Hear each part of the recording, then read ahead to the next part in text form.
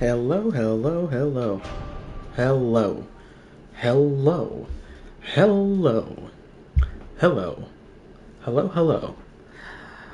Hello. Hello. Hello. Hello. Hello, hello, hello. Hello. Hello? Hello.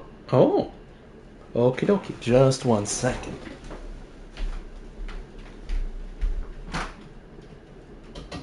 Gotta turn off a light. Alright. Alrighty. Alright.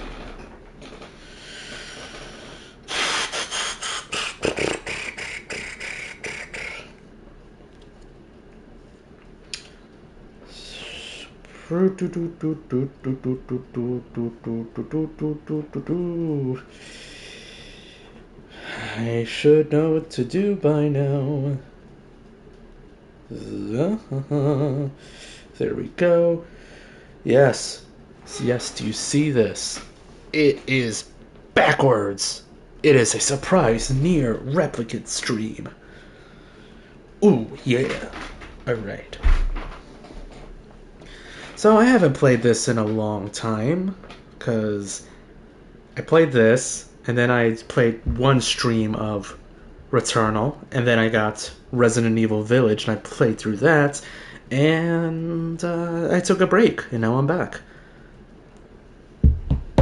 Let's see how this goes. So I did beat Route A, and now let's just do Route B. I guess that's how it goes. Yes, please. Alright. I have no idea what I'm getting myself into.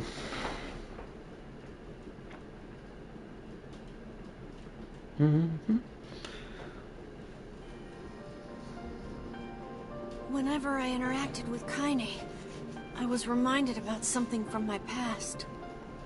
Maybe my mind has been confusing her with my sister this whole time. Anyway...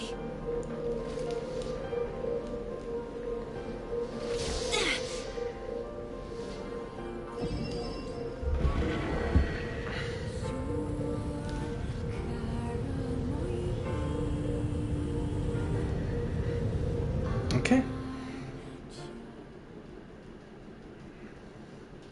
Kaine's dreams, discrimination. Alright, we're into it. Alright. The sound of rain filled the village. The steep cliffs that surrounded the area magnified sound, causing even the slightest drizzle to rattle like a thunderstorm. The thin wisps of smoke streamed from huts as villagers huddled in their homes and waited out the rain. A single child, however, had braved the downpour and was now wandering slowly toward the wooden hawk-shaped weather vane at the center of town. The wanderer reached the vane, which had existed for as long as any could remember, and stared. The child's face was simultaneously delicate and fierce, like a teacup that has survived a shipwreck. Those traits combined with pale, white skin to give the face an almost sexless quality. If the beak turns east, I go home. If it stays west, then The child blinked. Rain slowly dripped down the young one's short hair and began its long descent to the ground. Come on. Come on. The child felt a slight breeze and watched as the veins slowly creaked to life. Spinning this way and that for a moment, it finally settled with the beak pointing firmly toward the east. East? Really? Before the vein could move again, a jagged rock came spinning and tumbling through the air, striking home against the child's head. The force of the blow dropped the child to the ground as a hail of stones began to fall around. What? Oh no, they found me. A heartbreaking smile crept across the child's face as the stones continued their assault. Through the rain, the sounds of multiple footsteps grew louder before a voice rang out. Yoo-hoo, Kaine! The voice belonged to Demo, worst of all the bullies in the area. As Kaine struggled to stand, a final stone came skittering through the mud and bounced against her foot. Blood oozed from a cut above her eye and blurred her vision, but she could not make it out. She could make out the shapes of Demo and his usual gang of idiots. The boy seemed taken aback for a moment by Kaine's seeming indifference to the blood dripping from her face, but quickly regained his bravado. What's up, freak? You like the rain? You like getting wet? Or did you finally decide to run away from home? Though she knew it was futile, Kaine turned to leave. Before she could get more than a few steps, the other children scrambled to surround her, cruelty burning in their eyes. Kaine knew those were not the only eyes on her. The tormentors' parents watched from the safety of their homes. She was attuned to this sensation. It was one she had experienced many times before. While some villagers simply turned a blind eye to the actions of their children, many encouraged it openly.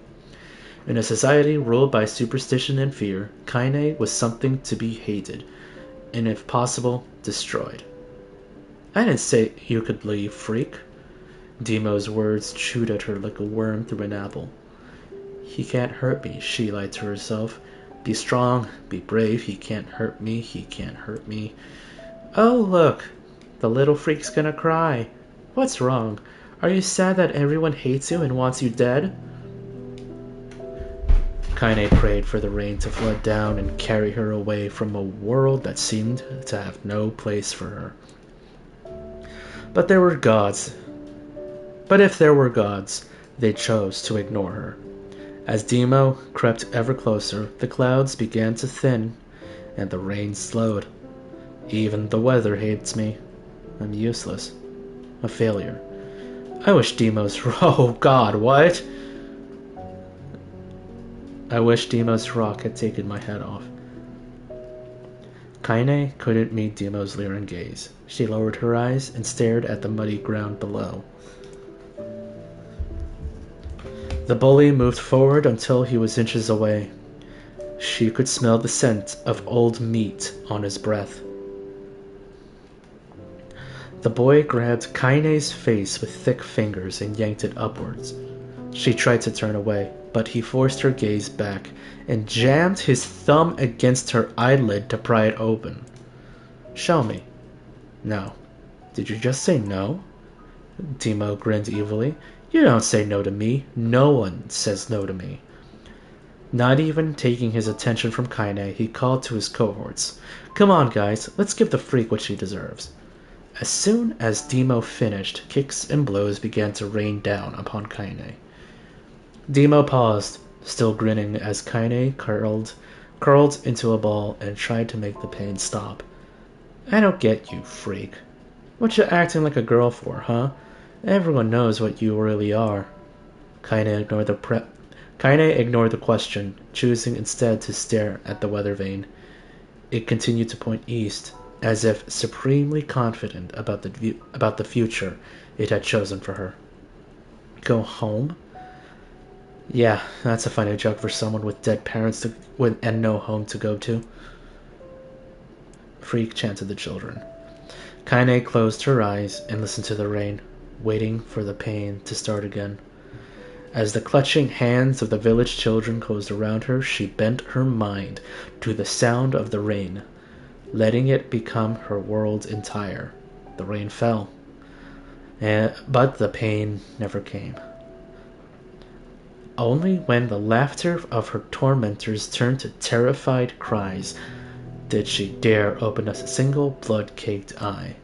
Kaine was shocked to see Demo sprawled on the ground, holding his head and screaming in pain. She could see blood swelling from spaces between his fat, twisted fingers. This is insane. Hold on. Wow. Wow. Okay, I can hear myself. Okay. Oh my god. He's crying. He's actually crying. Deprived of their leader, the other children glanced back and forth between themselves, as if waiting for someone to step forward to take charge. When no savior emerged, they began an uneasy shuffle away from Kaine. But the young girl was the least of their concerns. Instead, their attention was rapt on the ancient woman standing a few feet away. After struggling for breath for a moment, she finally spoke in a voice thick with rage. "Hurts like a bitch, don't it? Now I suggest you scatter before I throw another one. And if any of you little bastards ever touch my Kaine again, I'll do far worse than throw a rock. You can count on it."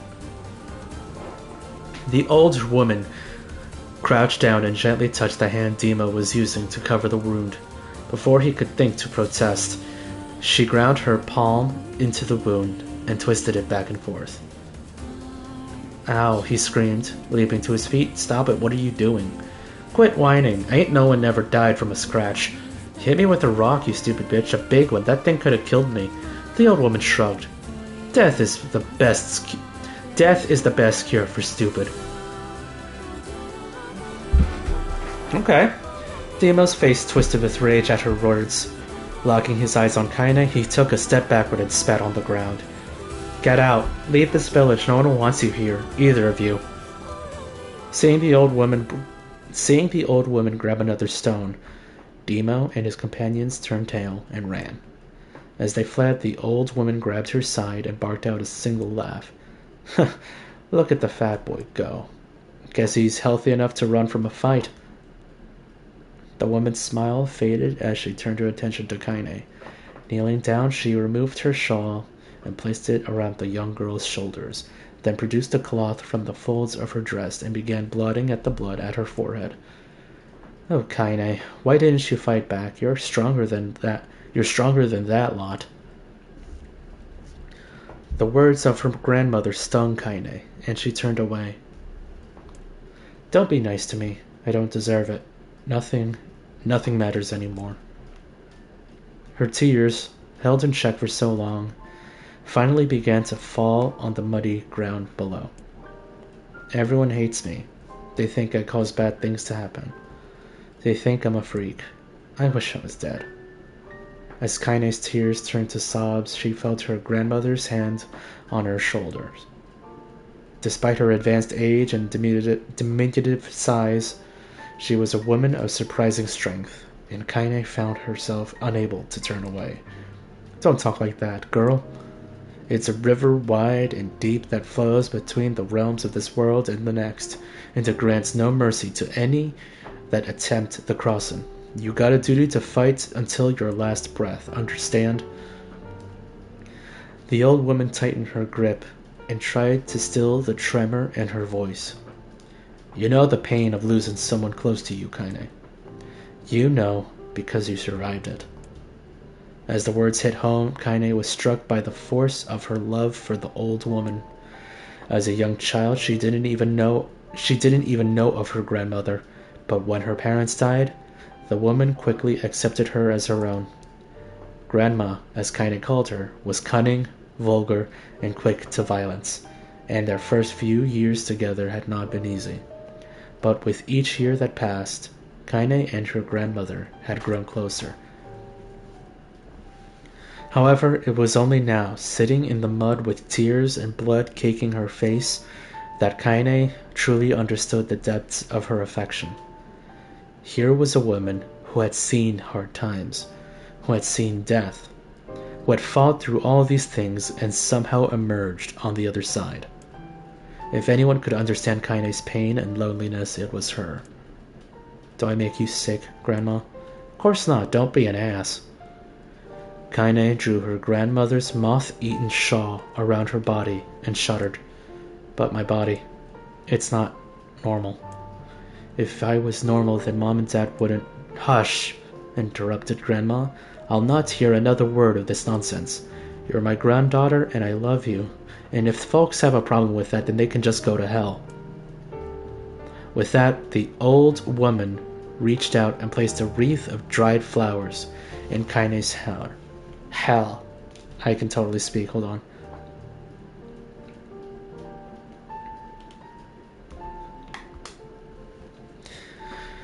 The old woman reached out and placed a wreath of dried flowers in Kaine's hair. The skill it took to bend the flowers without breaking the stems or losing a single petal was remarkable, and the beauty of it made Kaine want to cry all over again. Oh my gosh, these are lunar tears. Grandma, you made this for me? Lunar tears were legendary flowers. Most people could live their entire lives without ever seeing one. Yet her grandmother had somehow collected a dozen or more. Kaine reached up and touched the wreath as if she couldn't believe it was real. Where did you find these? Just stumbled on them while I was out doing the shopping. The old woman turned away as she spoke, leading Kaine to suspect that the search had been more difficult than she was letting on. The pains she took to construct the ornament, let alone track down the flowers used in its construction, made Kaine's heart hurt. She reached up and gently adjusted the wreath, admiring the way it felt between her fingers. Didn't quite turn out right, said her grandmother as she squinted at it. These old hands have trouble with delicate work, but it sure looks good on a pretty girl like you. Kaine blushed and turned away. You think I'm pretty? Of course you are. What a fool thing to say. Thank you, Grandma. The grandmother smiled. We're gonna be fine, you and me. Long as we got each other, we'll just be fine. Kaine took her grandmother's hands in hers, and the two of them struggled to their feet.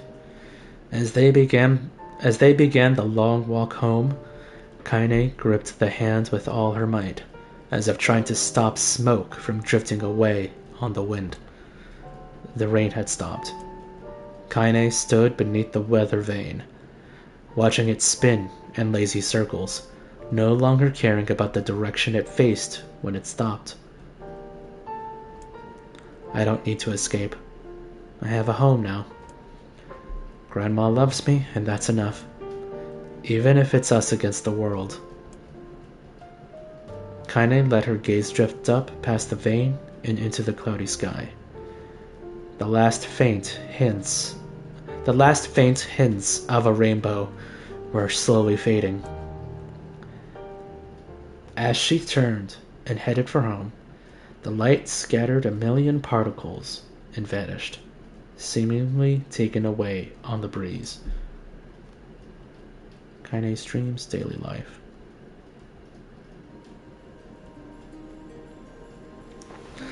In the distance, Kaine heard the steady sounds of an axe striking wood. The noise had a purposeful quality to it, as if she was hearing a master woodsman go about his work. The firewood being produced, however, was as far from a work of art as could be. Pieces of every shape and size were being flung about a barren yard with wild abandon. Anyone trying to stack such wood would probably die of frustration before the job was through.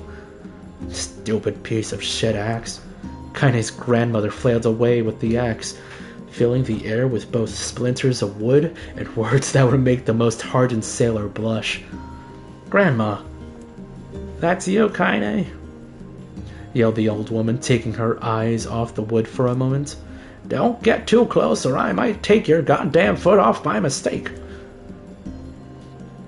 She brought the axe down on a piece of wood, setting chips flying in every direction. One spun past Kaine close enough for her to hear the whistle, at which point she decided to step back. Once she scuttled to a safe distance, she cupped her hands around her mouth and shouted, Grandma, do you need help? I can get you water or lunch or a new axe or something. The axe, poised to strike another wobbly blow, paused in midair. The old woman considered her granddaughter's offer for a moment, then smiled. Tell you what, Since I'm doing such a piss-poor job of chopping, why don't you come here and take over so I can go get the water? Shades have been restless lately, and I don't want you running into one of them bastards. Relinquishing the ass, Relinquishing the ass, I'm so sorry. Relinquishing the axe, her grandmother picked up a long pole with wooden buckets on either end. Gathering water was by far the more difficult of the two jobs, but Kaine knew better than to complain. Once Grandma's mind was set, there was no changing it. Kaine did her best to help with the chores, but Grandma took every task that required travel to the village. Though she had a long list of plausible excuses, Kaine knew the real reason. She didn't want her granddaughter to be taunted and harassed by the villagers. Once Kaine moved in, Grandma decided to take up residence a good distance from the area. Out of sight, out of mind seemed to be the best policy when it came to the villagers and her granddaughter. And rare were the days when any but the two of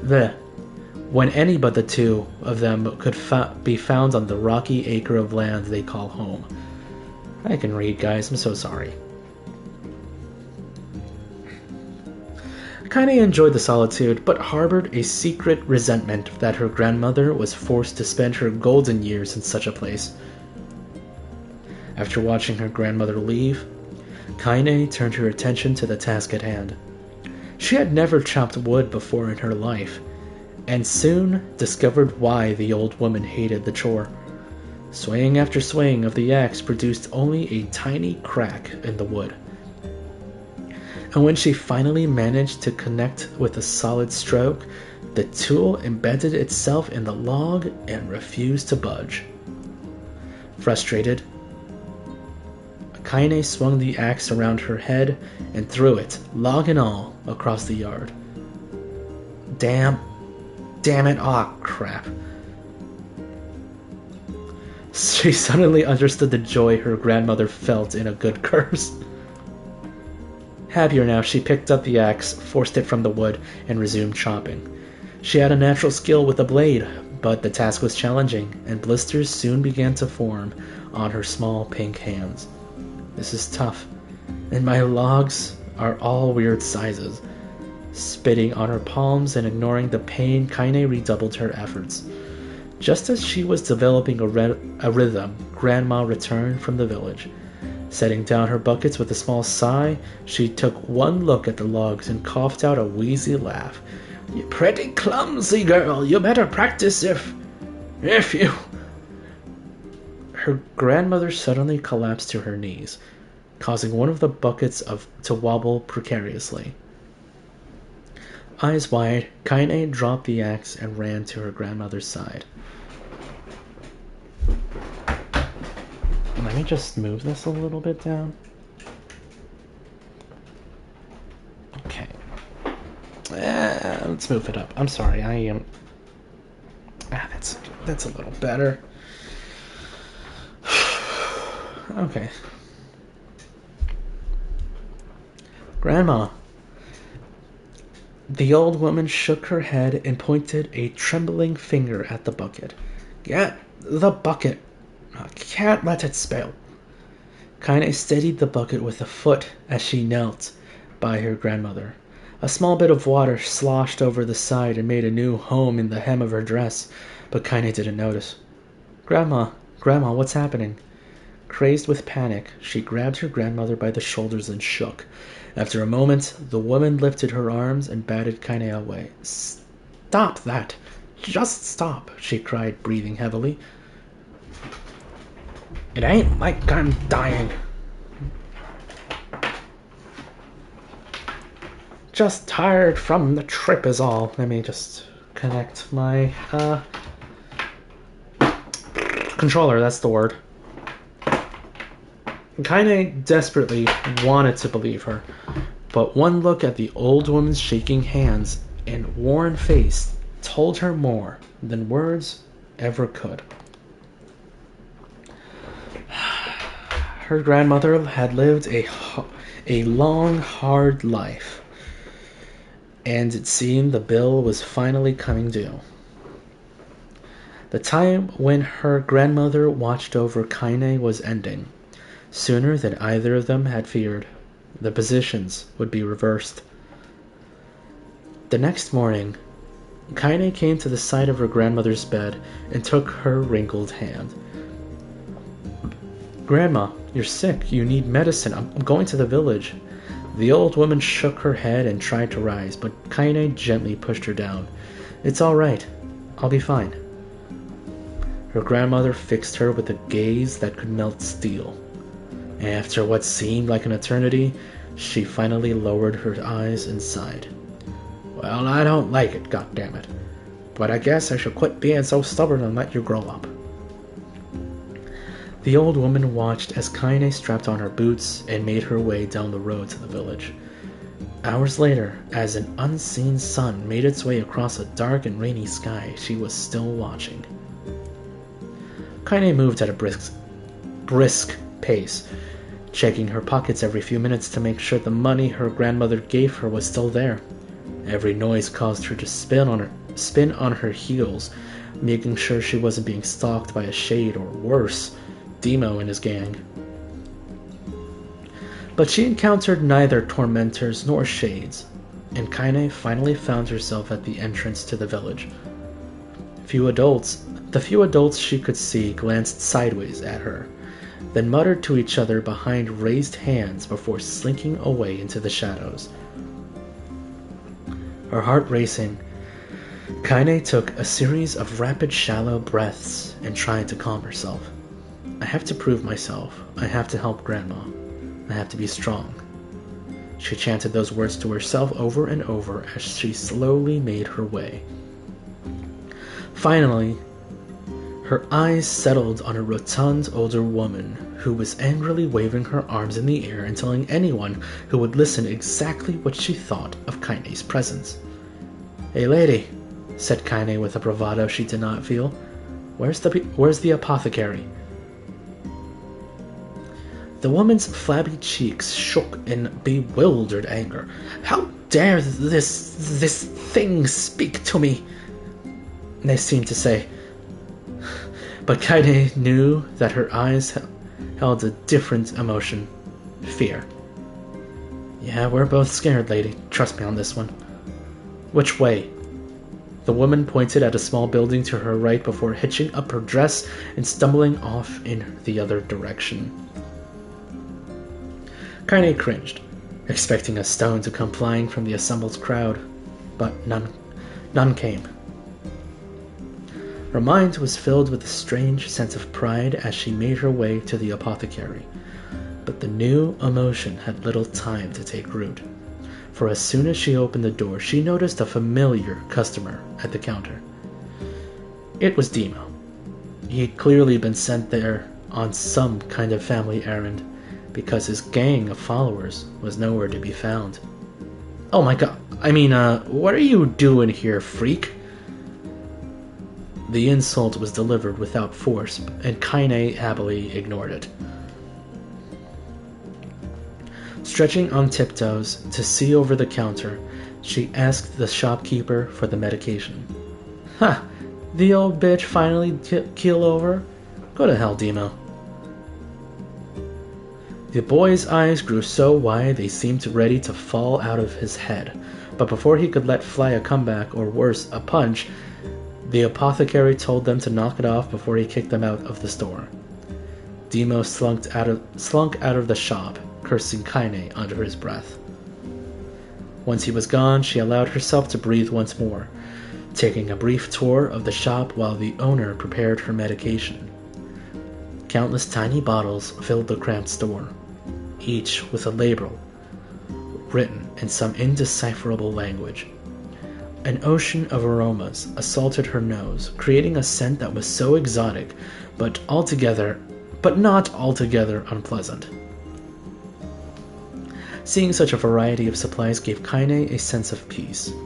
Surely, in a world so vast, there would be a place that she could call home.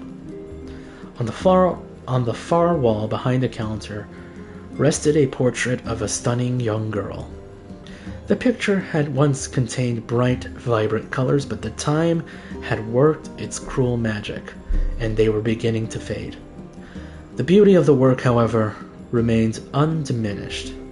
You like that picture? Kaine turned to find the apothecary with a small vial of medicine in his hand.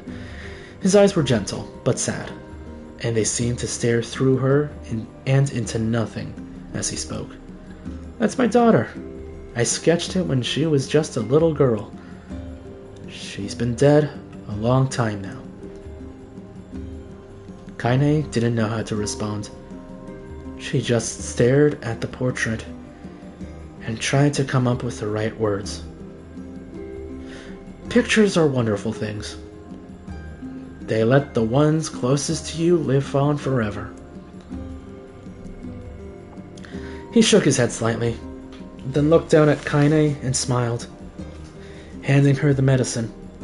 He reached into his sizable green apron and produced a handful of old wax crayons. "You should have these. There's no one left that I wish to draw." Kaine took an instinctive step back, causing the shopkeeper's face to darken. "Yes, I've heard the rumors about you. It's a small village, and word travels quickly.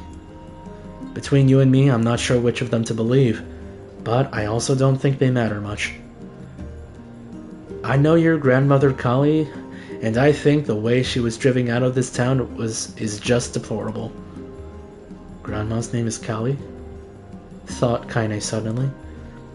She was still mulling this new fact over in her mind as she reached out and gently took the crayons from the apothecary's hands. "Your grandmother is an old friend of mine," he said as Kaine scooted away yet again, "and I owe her much. I wager she would like it if you drew a picture of her." "Yes, I think she would like that very much." Kaine murmured a quiet agreement, but inside her heart was bursting. Never before had a villager treated her with anything but complete contempt. It was a tiny but almost imperceptible step, but it was a step nonetheless, and with enough tiny steps, she might one day discover the rest of the world. When Kaine returned home, she found her grandmother asleep in her bed. Her feet were blackened and raw, even bleeding a bit in places, leading Kaine to think that she had been pacing around the room until exhaustion finally caught up with her. She placed the medicine by her grandmother's pillow and turned to leave, but found the old woman's hand clasped around her arm. "Back already, are you?" asked her grandmother with a yawn. "Come here. Let me have a look at you." Grandma sat up and examined Kaine from head to toe. Finally satisfied that nothing terrible had befallen her grandchild, she leaned back and allowed herself to relax. "Well, how was it? Those bastards give you any trouble?" "It was kind of fun," said Kaine with a small smile. "No, seriously, it was." "Fun, eh?" asked her grandmother in a voice which implied she believed anything but. "Uh-huh. So anytime you need me to run an errand, just let me know." As she spoke, Kaine removed the crayons from her pocket. After a brief explanation of their source, she informed her grandmother that she was going to sketch her portrait. "A portrait of me? Ridiculous! No one wants to stare at a wrinkled old crone." "But Grandma, it'll make you live forever." "Oh shit!" said her grandmother, throwing back the sheet from her bed. "Living forever would just piss me off. Now put those crayons away and help with dinner." But Kaine would not relent. And in the end, Grandma found herself leaning against the wall of their house, as if posing for a master artist. That's really sweet. Kaine took up the crayons, eyed her subject carefully, and set to work. Just as her grandmother was about to nod off, Kaine finished the piece.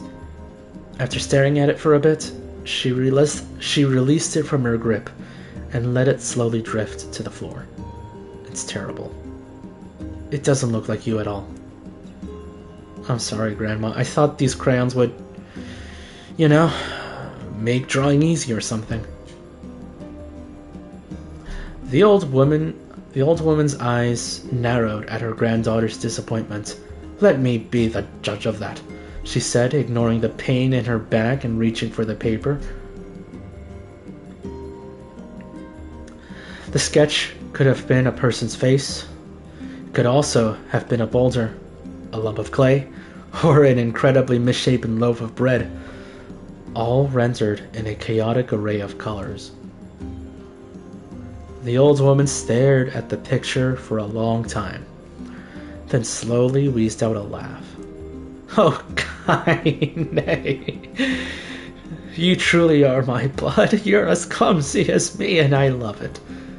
But hush, I won't hear any more about how ugly you think it is. It came from the heart, and I'll treasure it always.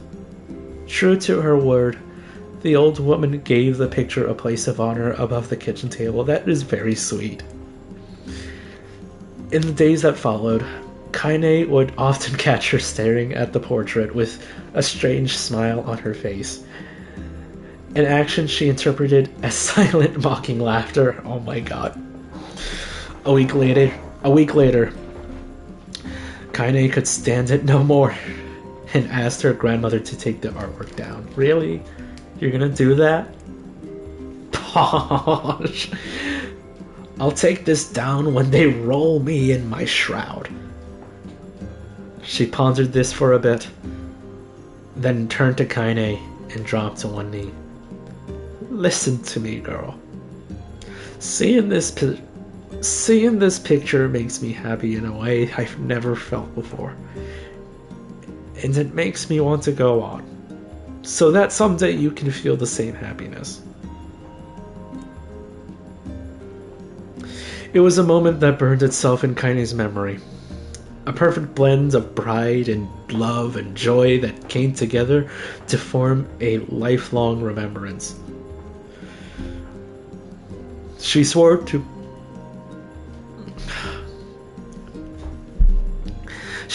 never forget this moment, to never forget the old woman who had made her place in the world possible.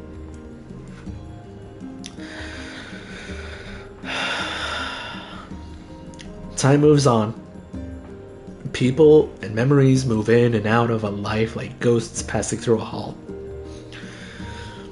But this moment will be different, Kaine swore, because I will remember it forever. Forever.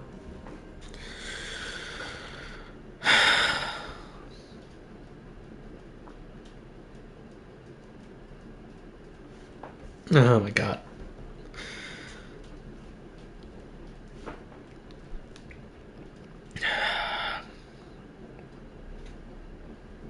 I need a drink. Hold on.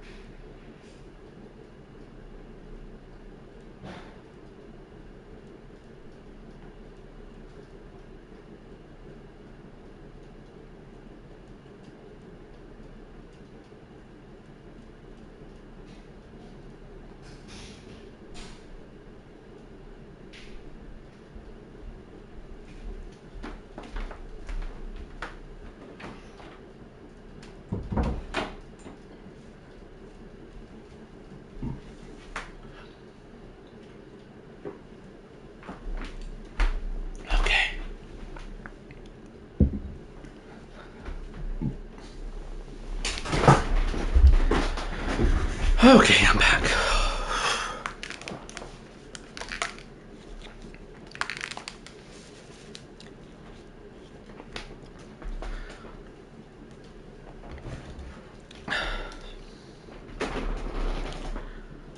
Okay.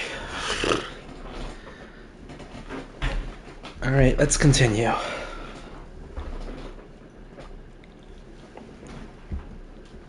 I got my drink. Kaine listened to the sounds of crackling firewood and stared at the black object on her plate. She'd been pushing it around the wooden disc for a good 10 minutes, ignoring the bemused stare of her grandmother. Finally, she summoned her courage and gave the object a brief sniff. A sharp, bitter scent flew up her nostrils and made its home there, causing her face to twist with disgust. Grandma, I can't believe you want me to eat a bug.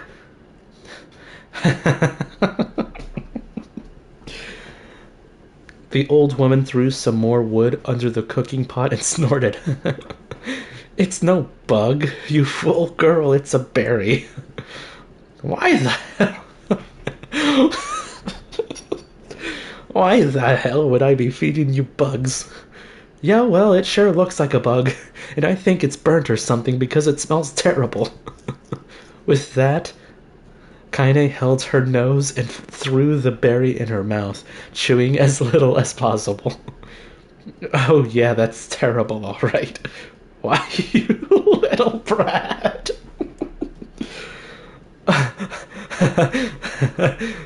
Look at the sass on you. You've been spending too much time with me, and that's a fact. 5 years had passed since the moment when Kaine's grandmother saved her from the bullies. As is often the way with two stubborn people, their relationship had grown in fits and starts, but moved forward all the same. Meals that used to be summer affairs were now filled with laughter and hurled abuse in equal measure. Okay. Kaine could not remember a time when she had been happier. As the years went by, Kaine started to shoulder more and more of the daily responsibilities. Her grandmother's legs grew weaker by the day, and she could no longer do many of the chores she used to take for granted. And so this morning found Kaine lacing up her work boots with a breakfast of burnt berry rolling through her belly. Where are you going today? Kaine looked up, surprised. The old woman rarely asked for specifics anymore. Well, I was gonna check out the kelma trees and see if they were ripe. I thought we could make some jam or something. Oh, and I'm going to pick up some flagstones, so I need to take the wheelbarrow. Flagstones? What in the hell for? Kaine stared at her grandmother, then held out an arm and swept it around their home.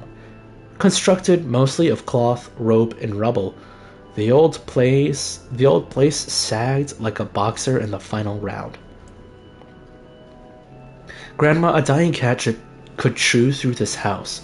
I'm going to build a stone wall so we could have some protection. The old woman laughed, exposing her toothless grin to the world. God damn, girl, if a bunch of thieves wanted to ransack this old place, let 'em come. We got nothing worth stealing anyway. I'm not worried about thieves, I'm worried about shades. People saw one west of the village yesterday. The old woman tilted her head and stared at her granddaughter. Well, shoot. I don't know why you have to do it today. We could worry about it some other... Grandma, no. If I don't go to the kelma trees, we won't eat tonight. You know that. A confused expression passed across the old woman's face, and for a moment she was a small child lost at a carnival. Yes, she said after a bit. Yes, of course you're right. I'm sorry, Kaine. Lately, it seems my mind is... Don't you dare. If she ends up having Alzheimer's or dementia. I don't know, man. That's rough.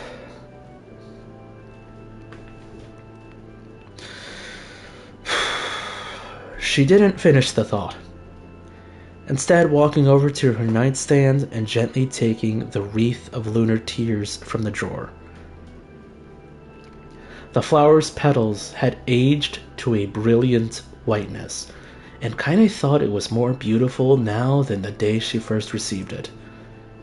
"You're gonna be a true woman soon," Grandma said as she placed the flowers in the girl's hair. "So that means less chatter about shades and building defensive walls and more talk about how beautiful you've become." Annoyed, Kaine reached up to remove the garland, but the look on her grandmother's face stopped her hand. "You're a beautiful thing, and there ain't another like you in the world, in all the world. I'm very proud of you." "Okay, Grandma, that's enough goddamn compliments for one day. Such a mouth on you, where did that come from? Gee, I wonder. I'll teach you to sass me, girl." Suddenly she lurched forward and grabbed Kaine by the ears, pulling her around the room with a crazed grin on her face. "Grandma! Grandma, stop it, what the hell?"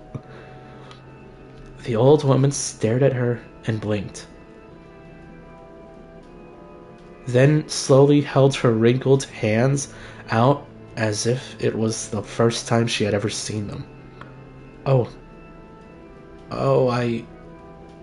I don't know what happened there.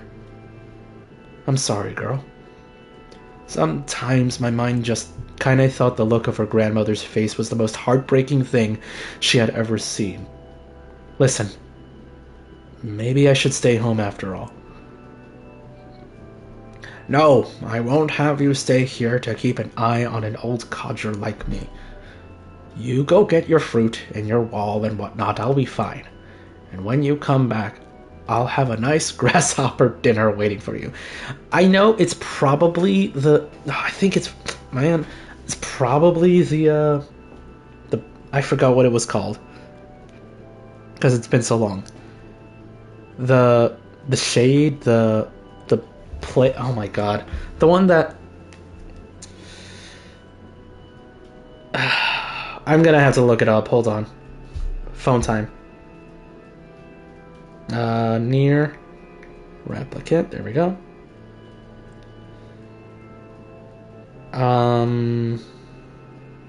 Hold on. I'm gonna get it. Don't worry. What is it called? It's not the plague.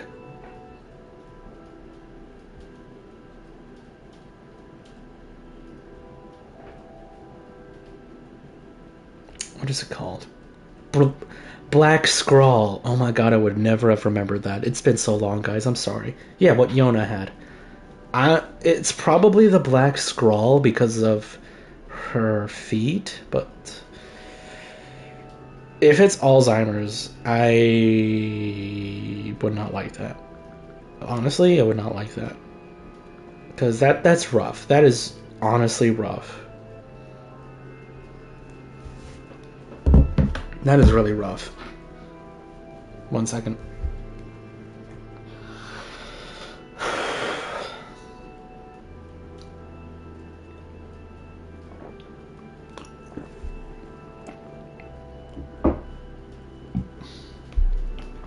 Kaine rolled her eyes, then kissed her grandmother on the forehead, and made ready to depart, trying desperately to ignore the worry that was gnawing at the walls of her heart. Kaine could feel the old woman's eyes watching her as she moved down the path. "Don't turn around. Don't turn around," she told herself, but in the end the temptation was too great. She spun on her heel for one final look and saw a small, bent woman standing in front of a ramshackle hut with a sad expression on her face. Gods, she looks so old now. It's like the wind could reach down and just carry her away. Kaine worried about her grandmother all day, causing her work to suffer. What little fruit she could collect was tossed carelessly into the wheelbarrow, and she only found a couple of stones before losing interest in the project. Finally, as dusk approached, she decided to call it a day. Cursing herself for the lack of focus, Kaine pushed the near-empty wheelbarrow back down the path. As she crested the final hill, she suddenly froze in place. The wheelbarrow fell from her fingers and collapsed on its side, sending a few pieces of wrinkled brown fruit rolling back down the hill.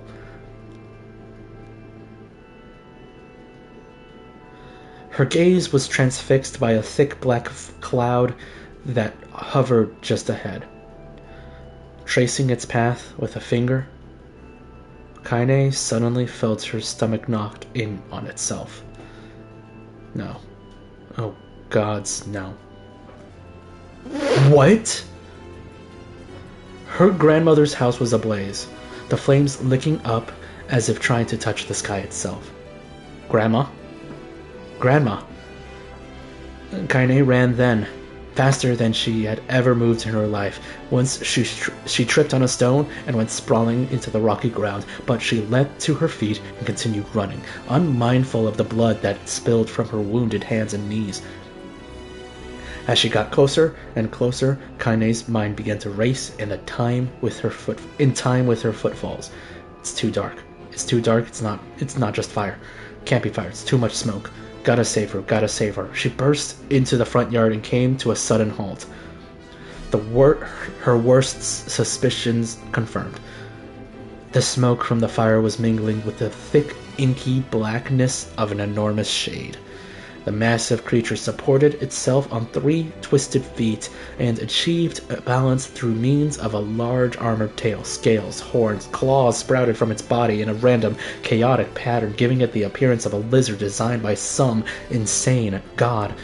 Seeing Kaine, let out a roar and flicked its tail, sending small whirlwinds spinning around the yard.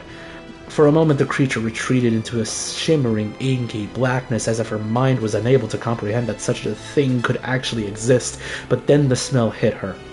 A blend of rotted meat and excrement, and the horror became real once more. The creature bellowed again, and this time Kaine responded with a scream of her own. "All right, you bastard," she thought as her scream echoed off the high cliffs around them. "It's you or me, let's go." The shade eyed Kaine with bemused interest. Then it began looking from her to the house and back again, as if urging her to look at the destruction it so gleefully wrought. With dread building in her heart, Kaine glanced toward the house. Through the smoke and flames she spotted a small figure struggling to escape the ruins. Grandma. At the sound of her voice, the old woman began waving frantically. "She's alive! Alive!" Kaine's legs sprang to life as she raced across the yard toward the flaming wreckage of the house. Before she could advance more than a few steps, the shade opened its mouth and let out a roar powerful enough to uproot trees and send them flying.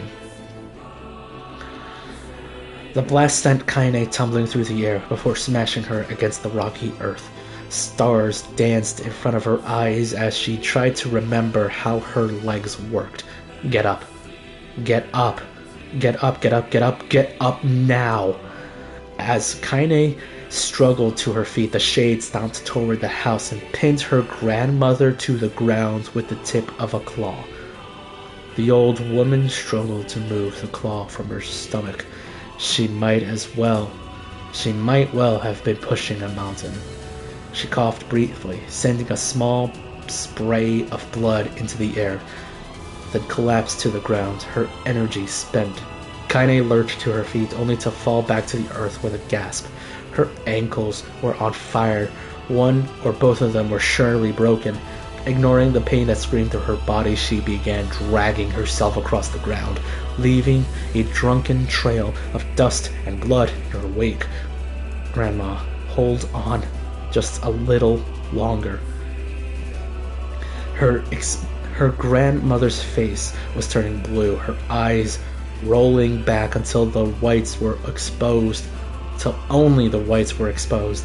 Kaine pulled herself across the ground with maddening slowness, the distance seeming to increase with every second that passed. The shade glanced between the two women and flicked out its tongue, its giant mouth turning up at the corners. Short, panting breaths belched from somewhere deep inside its core. Bastard! Laughing at us. She had no idea how such a mindless creature could experience emotion. No idea at all, but there could be no doubt the Shade was taking joy in their suffering. Yeah, I see your plan. The Shade moved its claw slightly, allowing Grandma to breathe again. It was clearly keeping her alive only to snuff out her life when Kaine was close enough to touch her. I'm gonna kill this bastard. Summoning all of her strength. Kaine rose to her feet. There was a sickening snap from her right ankle as the foot twisted backward, but she forced it from her mind and began to hobble toward the monster. Pulling a small knife from the pouch at her waist, she leapt on the foot that pinned her grandmother and plunged the weapon deep. Give her back. Give her back to me. It was like stabbing a rock. After a few swipes, the knife broke at the hilt with a dull snap. The Shade panted laughter again, then raised its tail and sent it rushing through the air toward the young girl that was latched to its foot. Kaine never had the chance. The tail struck her square in the chest and sent her crashing into the burning wreckage of the home. As she lay on the ground with blood pouring from multiple wounds, a small, weak voice spoke up. Kaine? Kaine's vision blurred, but she forced herself to focus on the sound. Finally, her eyes cleared enough for her to make out her grandmother's hands reaching out to her through the smoke. Grandma? Kaine, you gotta run. You can't best this one. Kaine grabbed the hands and held on with all her strength. Grandma, come on, we have to go. The old woman coughed loudly. One of her hands, slick with blood, slipped from Kaine's grasp and thumped to the ground below. Grandma, no. No. I said run, goddammit. You have to. Have to live. You have to get through.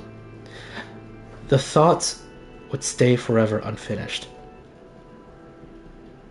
Before she could say another word, the Shade's clawed foot descended, smashing through the remains of the roof and down upon the shattered figure of the old woman. Blood oozed from gaps in the creature's toes as the terrible, putrid smell assaulted Kaine's nose once again. She stared at the foot, dumbfounded, convinced that what she was seeing could not possibly be real.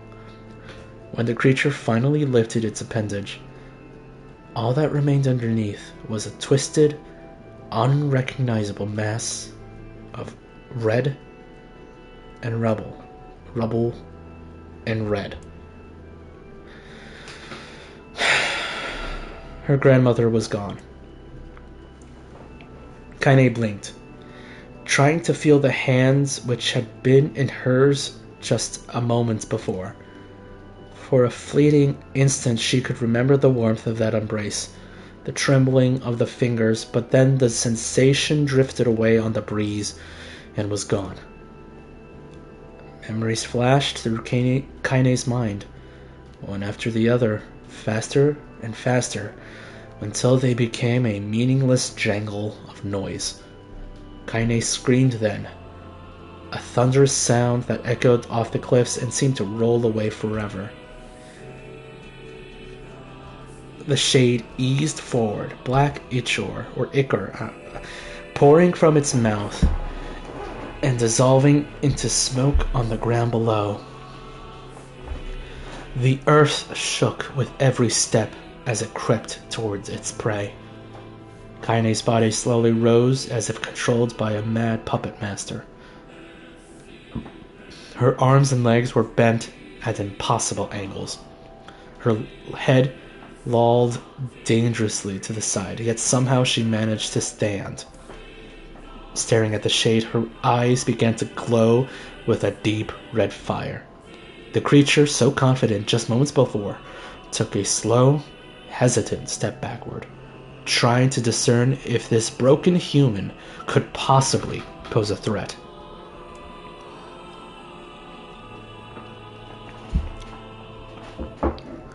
Kaine seized the moment. Laughing like a mad woman, she leapt into the air and plunged the shattered hilt of her knife deep into the leg of the shade. The shade shook Kaine off like a fly, sending her crashing to the earth once again. Her chest rose and fell slowly, as if the great weight were resting on it. Moist sounds of pain echoed through her mind. Something warm and thick oozed from her ears. Is that blood? I think it is. I think I'm bleeding to death. No, I can't die. Grandma told me to live. Deep inside Kaine's mind, something finally broke. The sound, the pain, the smoke and flames, all of it faded away until all that remained was a single incantation repeated over and over again. Kill it. Kill it. Kill it. Kill it, kill it, kill it, kill it, kill it, kill it, kill it, kill it, kill it, kill it, kill it, kill it, kill it, kill it now. As the spark that was Kaine slowly began to flicker and die, she felt her desire to kill and her desire to live blend into one. The distance between heartbeats grew longer and longer and longer. Wow.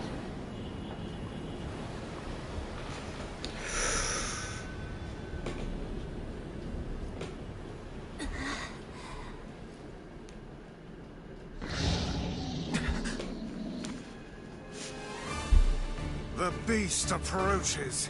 Oh, I know. Oh yeah, this guy.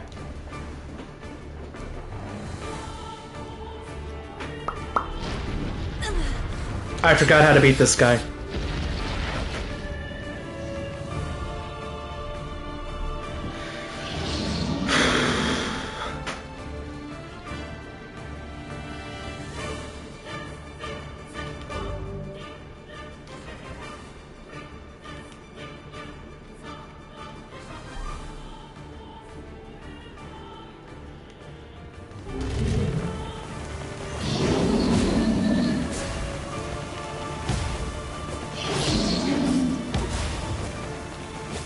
Anger this creature must have. How did it even survive these past 5 years? I'm not gonna let this happen again. It dies today. My sword is fire. It's not the blade, but the skill of the user. Strike it down.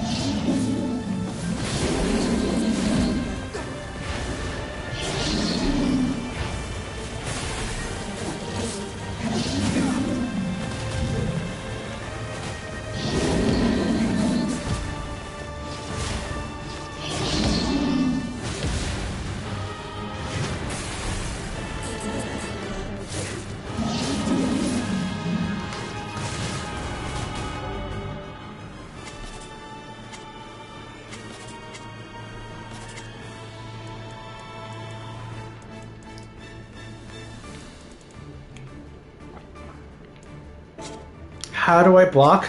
I forgot how to block.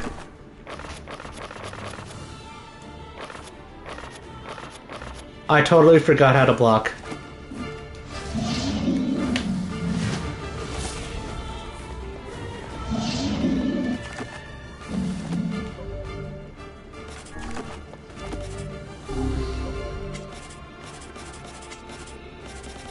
Oh, okay.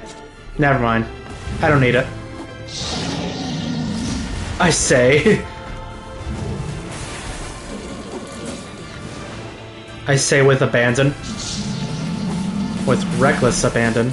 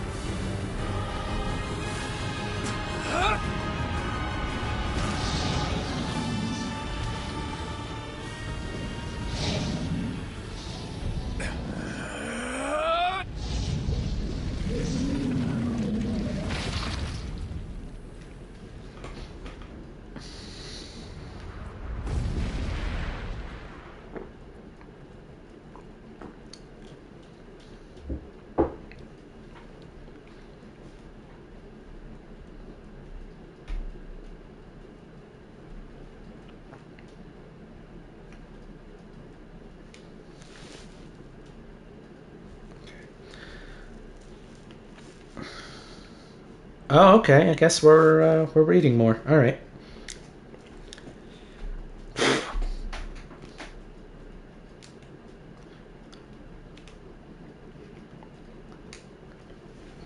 All right. Gently, weakly, softly. The shade, sure that its tormentor was dead, turned and stomped off toward the horizon, stopping along the way to bellow one final roar. Couldn't kill it. Shamed beyond imagining, Kaine tried to turn her head to the side, but only succeeded in coughing up a huge gout of blood. It was getting difficult to see, and only after a moment of fierce concentration did she realize that her left eye was gone. Laughing to herself, she turned her remaining eye to the ruins of her home and noticed a ragged stump of arm resting a few feet away. Yeah, that's mine, she thought with a mad giggle. This is gonna make clapping a real bitch. Cried a sudden voice from the depths of her mind. Finally gonna die, are ya? Well, you had it coming. Go to hell, Demo. Go to... She thought at the unseen assailant. Go to hell before I pluck your eyes and feed them to a dog. The voice of her childhood terror evaporated into smoke, only to be replaced by another, more recent voice. Hold still, said the apothecary, materializing from the ruins like a ghost. I want to draw you. That way, you can live forever. No, stop. I don't want to live forever. I want to die right here. I see. Well, if that's what you want. The spectral shopkeeper fluttered in and out of existence for a moment, then produced a piece of paper and sketched quickly. After a few seconds, he turned the page to Kaine and smiled. Since you rejected my offer, I decided to draw someone else. Wow, alright. It was a picture of her grandmother, real as life. Kaine opened her mouth to thank the man, but stopped as the picture began to blacken in the middle. Before she could say anything, dozens of multi-legged insects began to swarm across the image, tearing at it with sharpened pincers. Stop. No, don't hurt that picture. Kaine reached out with her remaining arm and waved futilely in the air, at the air. To her surprise, the insects fell off the picture and to the ground below, where they vanished into tiny black tendrils of smoke. Relieved, Kaine turned her good eye back to the picture, only to open her mouth in a silent scream. The sketch now showed her grandmother as she truly was. A smashed, unrecognizable lump of nothing. The apothecary smiled, then broke into a jolly dance. See that? He cried as he danced his jig. It's perfect now. She looks just like you. Ha-cha-cha-cha! Oh my god. I look like that? Oh god. Oh god, I'm gonna die. gonna die. Drowning in despair, Kaine laid her head back in the mud and smoke of her ruined house and waited for the end to come.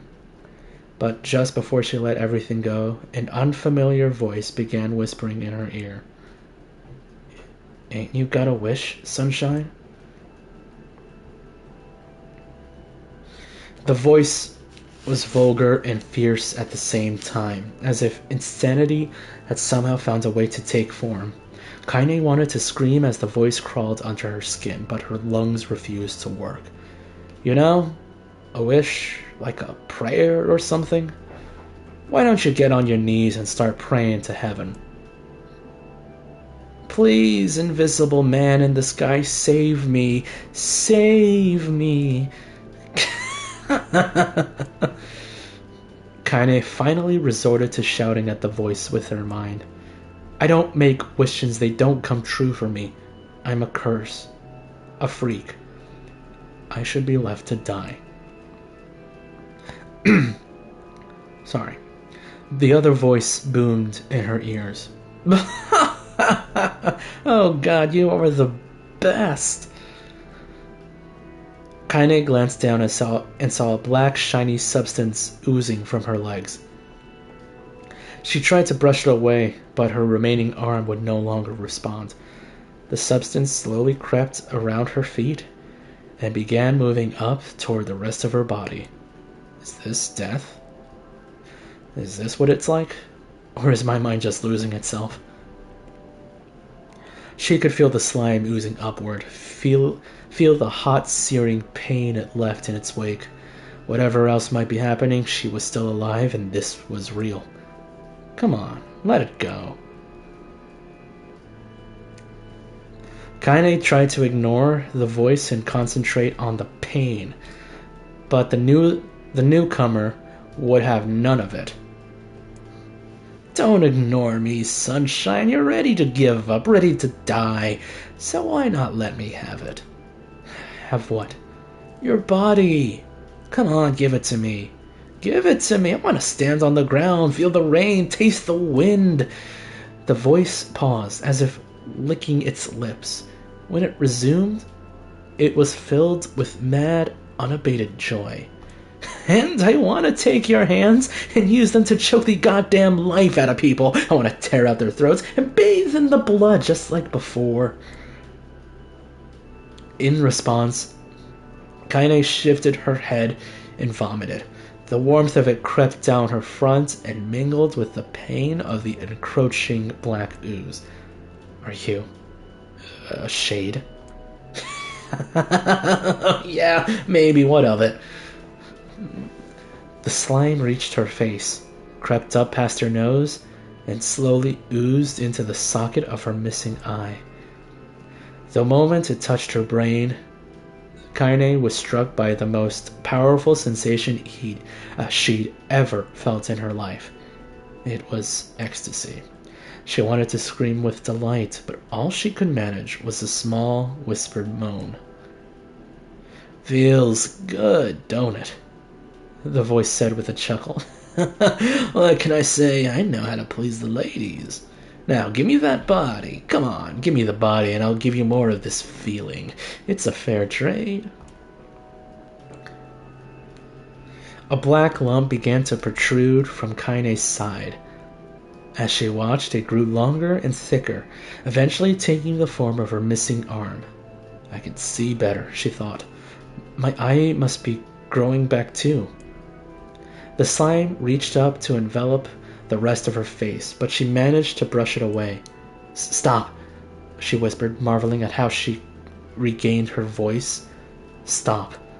The black ooze hesitated, as if considering this request, then quickly shimmered down her body before disappearing in a cloud of smoke. Ah, what the hell, sunshine? We had a deal. I thought you wanted to die. Grandma said, I can't die yet. A brief image of her grandmother, bloodied and broken, flashed before her eyes. She saw the shade that had killed her and heard its mocking laughter, then closed her eyes and forced the image from her mind. Her whole body was quaking with rage. When she opened her eyes again, they burned bright red. That thing took my grandmother. I have to kill it before I die. Kaine glanced down and saw a mysterious pattern. The pattern of the shades burnt itself into her left arm. Well, I'll be damned. Look at that, sunshine. I think you and me are gonna be good friends now. Kaine stared intently at her arm. The more emotional she felt, the more the letters seemed ready to puncture her skin and begin infecting the rest of her body. The arm clearly had a will of its own now. Stop. Gotta stop. Holding her left arm in her right, Kaine took a deep breath and tried to calm herself. Come on. Don't fight it. Hate's my favorite dish, and I'm hungry. Let it go. Feel the anger. Burn with the fire of revenge. Thirst for blood, then go out there and... Shut up, shut the hell up, and get the hell up out of my body. Your body? Oh, that's rich, sunshine. Real rich. Look, why don't you just up and die so I can have this body up all to myself? What do you say? I bet those buddies of yours in the area would love to see you dead. Kaine grabbed a nearby shard of glass and tried to saw off the shade-infected portion of her side. Before she could, her darkened left arm grabbed her right wrist, crushing it. Kaine screamed and dropped the shard as the sound of bone crunching on bone filled the air. Stupid idiot girl, you're possessed now, sunshine, and there ain't no going back.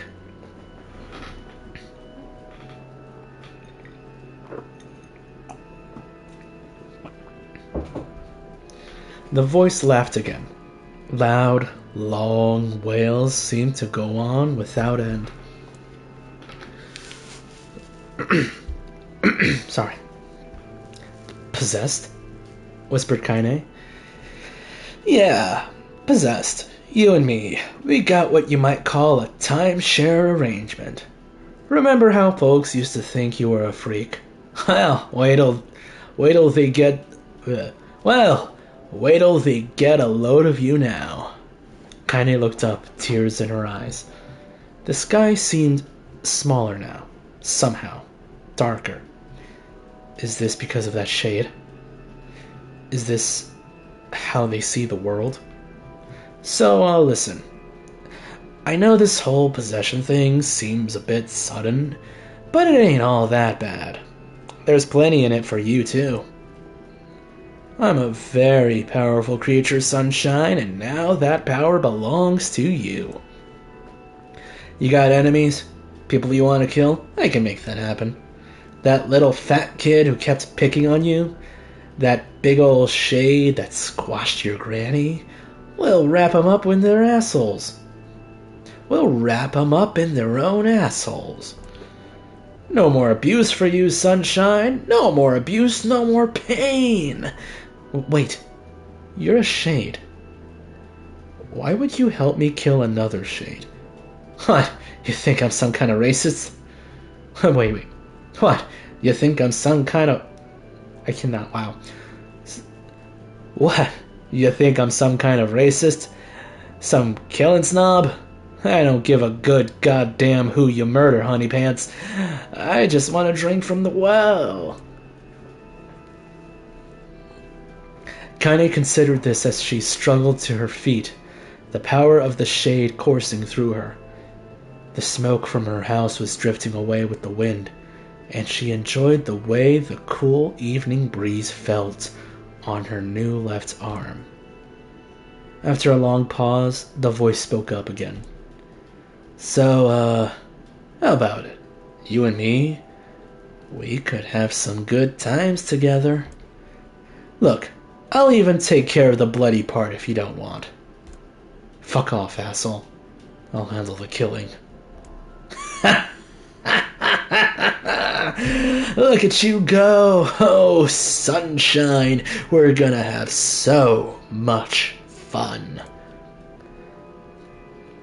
So listen, my name's Turan, and if you ever need me, I'll just be hanging out in this place of meat you call a heart. In this piece of meat you call a heart. Now, get to it.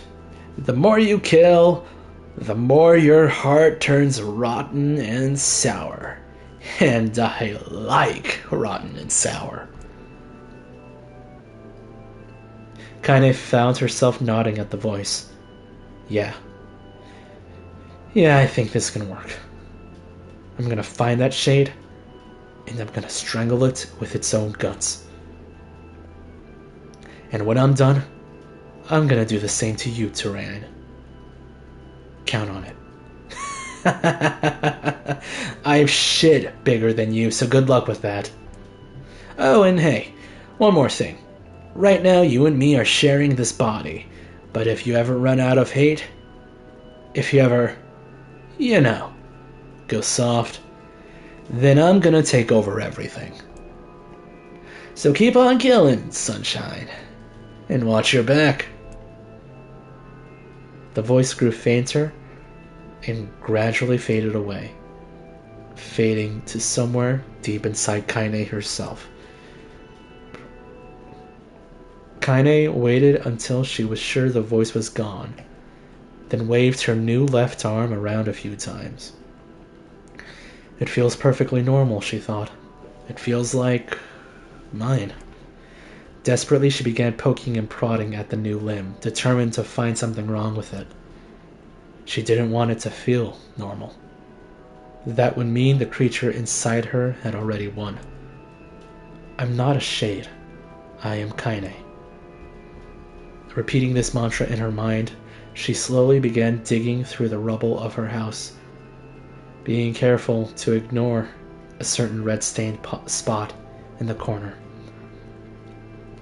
Finally, after what seemed like an eternity of heartbreaking work, she found what she was looking for. It was the wreath of lunar tears.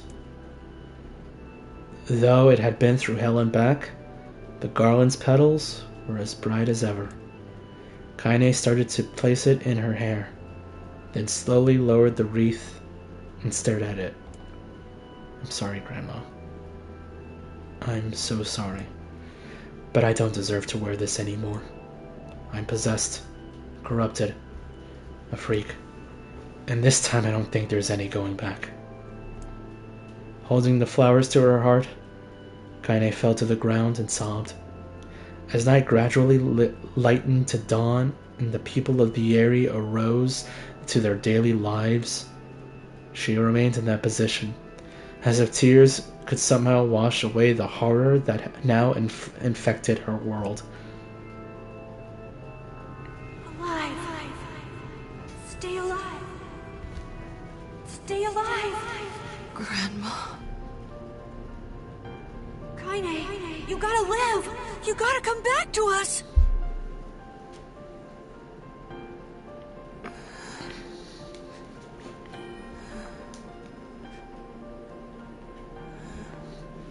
Oh, hey.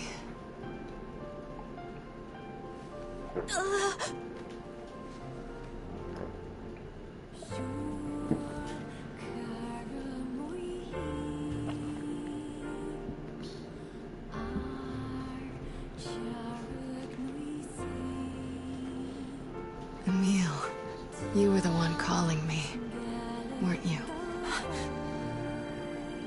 You still recognize me? Of course. I knew you right away. Thank you, Kaine. Welcome back, Kaine. Wow, you grew up. So, how long has it been? 5 years.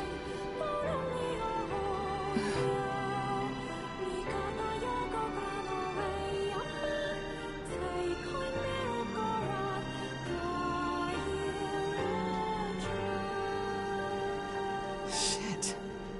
That's a long time. Any luck with Yona? We are still no closer to finding her. We need a way to locate the Shadow Lord. By the way, this is for you. Is that a lunar tear? It's not as good as your grandmother's, but I tried. No, it's great. Thank you. Aww.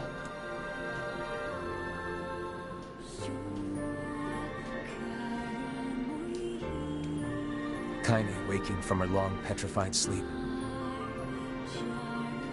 Emil's unflagging kindness. Our reunion was a happy one. We let it wash over us like rain. That is, until Devila and Popola had to go and ruin it all.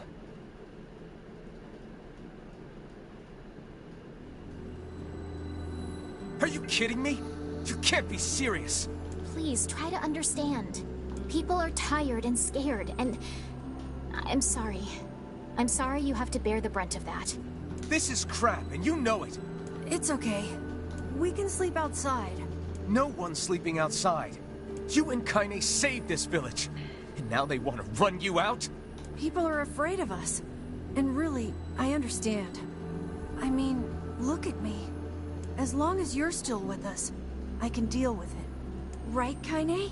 I'm used to sleeping outside. But... We'll see you later. Sorry about this.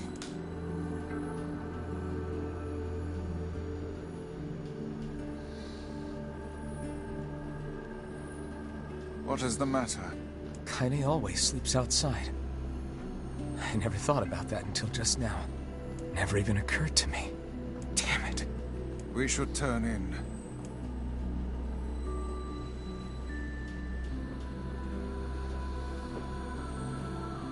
I didn't get much sleep that night. For the first time in my life, I hated Devila. For the first time in my life, I doubted Popola.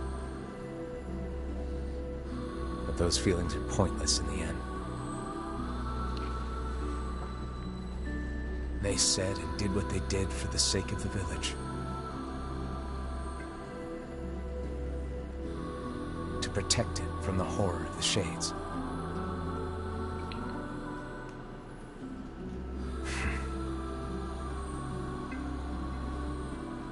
Really, how can I blame Devila and Popola? In the end, I'm just as bad. Because I never once stopped to think about Kaine and Emil's situation myself.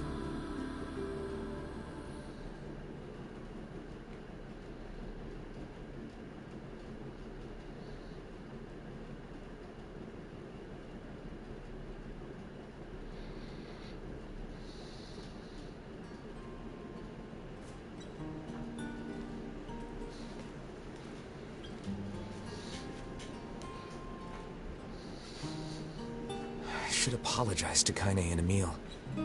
But what good would that even do? I got a fire going, Kaine. Wait, is that... Campfires are weird. I'm so happy to get to talk to you again, Kaine. Yeah, me too. I tried everything I could think of to save you, you know. I polished you with a special cloth. Aww. I poured warm water over you. Wait, you poured water on me? Yeah, but it didn't really do much except make you all shiny. Aww. Hey, Emil. Thanks for saving me. I guess you noticed how I look different now. I'm sorry, Emil. I'm sorry for all of it. Well, I mean, this new form isn't all bad, you know? At least I can look at you when we talk, right? Hmm. Hey, so why don't you tell me something about yourself? I'm not very interesting. Sorry. Are you? Oh, you are interesting. You're the best. All these characters, I love them. Come on. I just want to know you better. Please? Fine. This all happened when I was a kid. Before the whole shade possession thing. My body is... different. And when the villagers found out about it, they started treating me like a freak. But one person, my grandmother, accepted me just as I was. no matter how bad things got, she gave me the strength to keep going. She's really special to you, huh? Yeah. Oh, hey! That gives me an idea. Since we cured your petrification, we should start looking for a way to cure your possession in my body. I know we can do it if we all work together. Heck, it'll probably be super easy. Let me guess. More warm water? Okay, can we just forget I told you about that? Oh my god, I love Emil.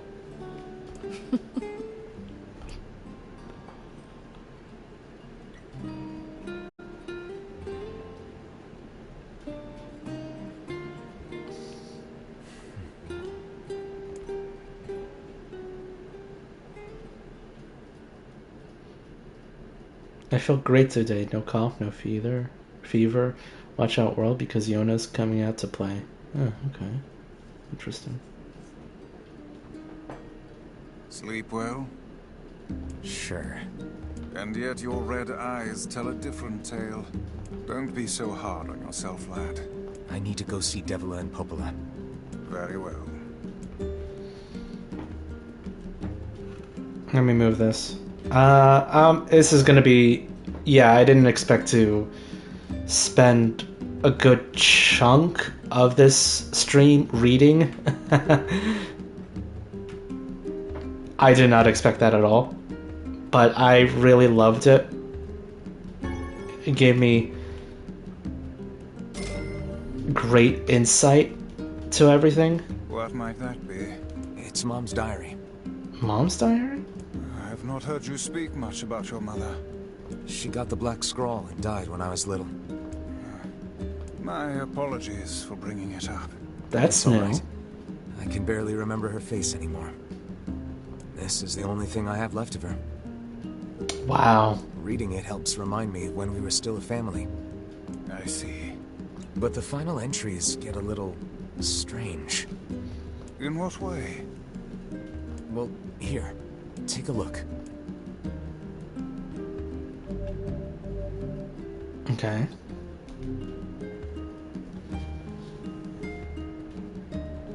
I'm sorry, I'm always playing with my Say hair. there. With my hair, I'm sorry. I'm always playing with my hair. Grimoire Vice, come on. Can you not hear me? I can.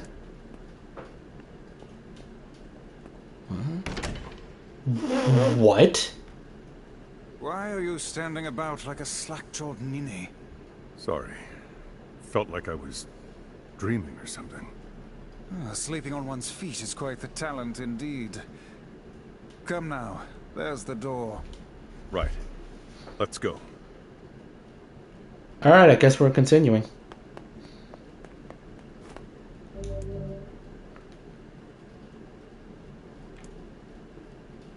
Okay, never mind. What is going on? What's this door?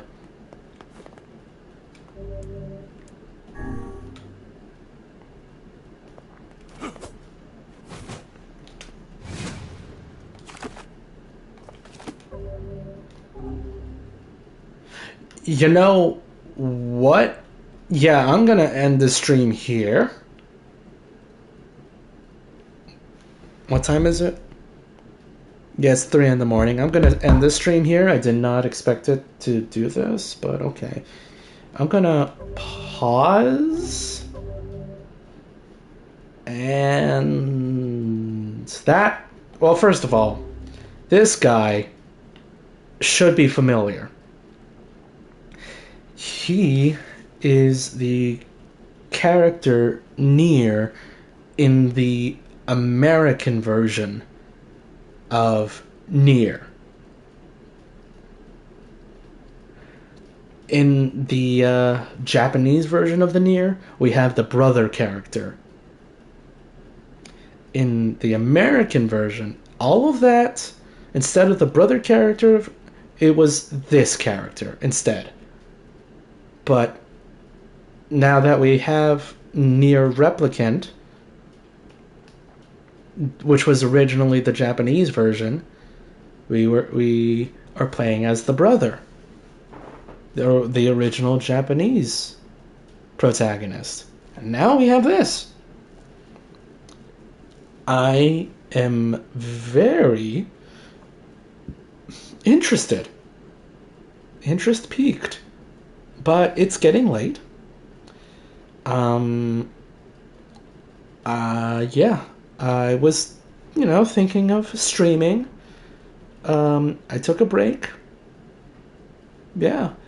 And, I did not expect reading, but I enjoyed it. Very much. Now this. And if I go through here, I cannot save. This is the past. This is the point of no return. I cannot do that right now. I would rather end it here and stream again soon. Hopefully tomorrow night. Alright. I really liked Kaine's backstory. I thought it was very sweet and sad. Yeah. That sucks. That really sucks. The part that really touched my heart was Kaine drawing a picture of her grandmother. That, for some reason, out of everything, that got me. That just got me. I can't explain it. Yeah. I don't know. It reminded me of my. It reminded me of my self-worth as an artist for some reason. It had nothing to do with the story. It was like a small thing that just got to me. Like, I was never confident in what I do. So something as little as that, that just really, made me emotional. Yeah. I did not expect that to happen, actually, so, yeah. Okay, so, next stream, we're gonna play as Papa NieR. Yeah, the character from, the original American version, the Xbox version of NieR Gestalt. Because it was Gestalt in America and Replicant in Japan. Yeah. Wow, this is going places, Alright, well, see you later.